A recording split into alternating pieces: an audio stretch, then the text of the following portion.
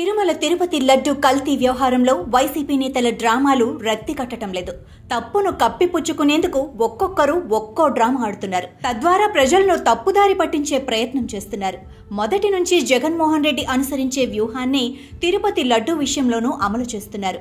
గతంలో పలు సందర్భాల్లో తప్పు చేసినట్లు ఆధారాలతో సహా దొరికిపోయినప్పుడు జగన్, వైసీపీ నేతలు పదే పదే ప్రెస్ మీట్లు పెట్టి అది తప్పు కాదు అంటూ వితండవాదం చేశారు.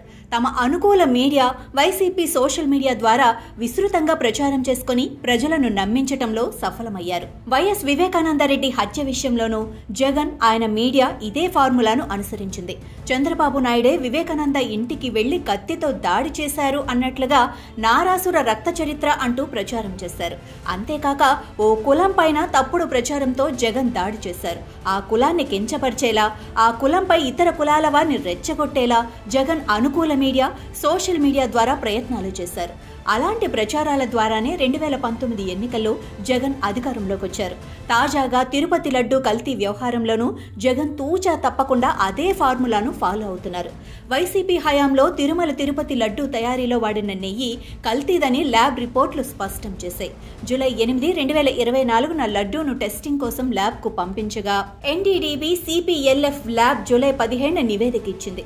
ఆ ల్యాబ్ రిపోర్టు ప్రకారం లడ్డూలో సోయాబీన్, పొద్దుతిరుగుడు, ఆలివ్, గోధుమ, బీన్, మొక్కజొన్న, పత్తి గింజలతో పాటు చేప నూనె, జంతు కొవ్వు, పామాయిల్, పంది కొవ్వు కూడా వాడినట్లు తేలింది.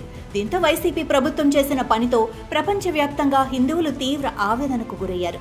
ఒక్క లడ్డూ విషయంలోనే కాక తిరుపతిలోని ప్రతి విషయంలోనూ వైసీపీ హయాంలో పెద్ద ఎత్తున అవినీతి జరిగింది. తాజాగా ఒక్కో విషయం వెలుగులోకి వస్తోంది.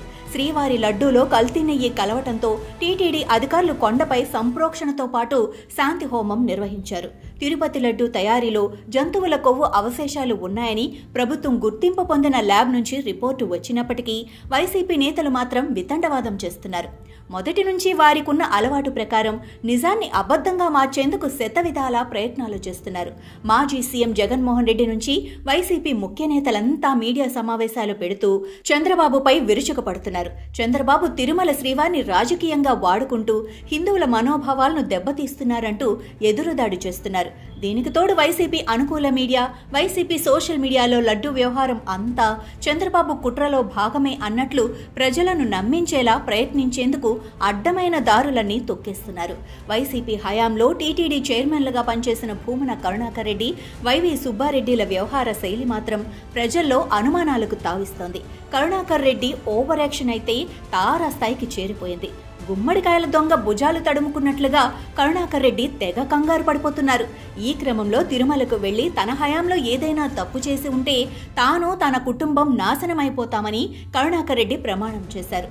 ఇక్కడ విచిత్రం ఏంటంటే దేవుడంటే ఏ మాత్రం భక్తి లేని అన్యమతస్థుడైన కరుణాకర్ రెడ్డి ప్రమాణం చేశారు. గతంలో తిరుమల శ్రీవారిని నల్లరాయితో పోల్చిన కరుణాకర్ రెడ్డి ప్రమాణం చేయటమే తప్పు జరిగిందని అంగీకరించటంగా పరిశీలకులు విశ్లేషిస్తున్నారు. ఎందుకంటే ఆయన నాస్తికుడు.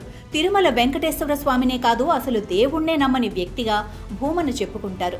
కోట్లాది మంది భక్తులు కొలిచే వెంకన్న దేవుడు భూమన వారి దృష్టిలో కేవలం ఓ నల్లరాయి. అవును, స్వయంగా ఆయనే ఈ మాట అన్నారు. అంతేకాదు, మండే ఎండలో అయినా చెప్పులు లేకుండా కాలినడకన కొండనెక్కే భక్తులను అవహేళన చేసిన చరిత్ర భూమనకు ఉందని ఆయన ఒకప్పటి మిత్రులు ఇప్పుడు సోషల్ మీడియాలో పాత సంగతులను గుర్తు చేస్తున్నారు. మరోవైపు ఏపీ ప్రభుత్వం మాజీ అదనపు అడ్వకేట్ జనరల్ జగన్కు నమ్మిన బంటుగా పేరున్న పొన్నవోలు సుధాకర్ రెడ్డి వివాదాస్పద వ్యాఖ్యలు చేశారు.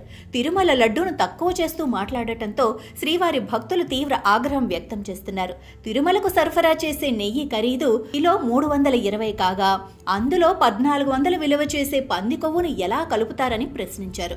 మార్కెట్లో పంది కొవ్వు 400 నుంచి 1400 ఉందని చెప్పారు. నెయ్యి కంటే ఖరీదైన వస్తువులతో కల్తీ ఎలా చేస్తారని లాజిక్ మాట్లాడారు. రాగితో బంగారాన్ని కల్తీ చేయవచ్చు, కానీ బంగారంతో రాగిని కల్తీ చేస్తారా అంటూ ప్రశ్నించారు. పొన్నవోలు వ్యాఖ్యలను బట్టి చూస్తే వైసీపీ నేతలకు తిరుమల లడ్డు ప్రసాదంపై ఎంత చిన్న చూపో అర్థమవుతోంది. తాజాగా ఏపీ మాజీ స్పీకర్ తమ్మినేని సీతారాం కూడా వివాదాస్పద వ్యాఖ్యలు చేశారు. గ్రామాల్లో అనేక పశువులను మనం చూస్తాం. అవి చాలా తింటాయి, అవి తినొచ్చి పాలిస్తాయి. ఆ విధంగా ఆవుల నుంచి పాలతో చేసే నెయ్యి వల్ల అలా జరుగుతుందంటూ కొత్త లాజిక్ చెప్పారు. వైసీపీ నేతల విచిత్ర వాదనలతో హిందువులు తీవ్ర స్థాయిలో ఆగ్రహం వ్యక్తం చేస్తున్నారు. తిరుపతి లడ్డు వివాదంలో తనకు ఏమీ తెలియదు, మేమంతా అమాయకులం అన్నట్లుగా జగన్, ఆయన పార్టీ నేతల తీరు ఉంది. తప్పు చేసి అడ్డంగా దొరికినప్పటికీ తన అనుకూల మీడియా, సోషల్ మీడియా ద్వారా తాము ఎలాంటి తప్పు చేయలేదని ప్రజలను నమ్మించటంలో జగన్ మొదటి నుంచి దిట్ట. అయితే ఇప్పుడు జగన్ పప్పులు ఉడకటం లేదు. తిరుపతి లడ్డు వివాదం అంతా చంద్రబాబు చేస్తున్న తప్పుడు ప్రచారమేనని ఆరోపిస్తూ ప్రధాని నరేంద్ర మోడీకి జగన్ లేఖ రాశారు. అంతేకాదు ఆ లేఖను సోషల్ మీడియాలో పోస్ట్ చేసి దేశంలోని అన్ని పార్టీల అధినేతలకు ట్యాగ్ చేశారు. ఒక పక్క కేంద్రం గుర్తింపు ఉన్న ల్యాబ్ నుంచే కాక కేంద్ర ఆరోగ్య శాఖ సైతం కల్తీని సరఫరా అయిందని తేల్చింది.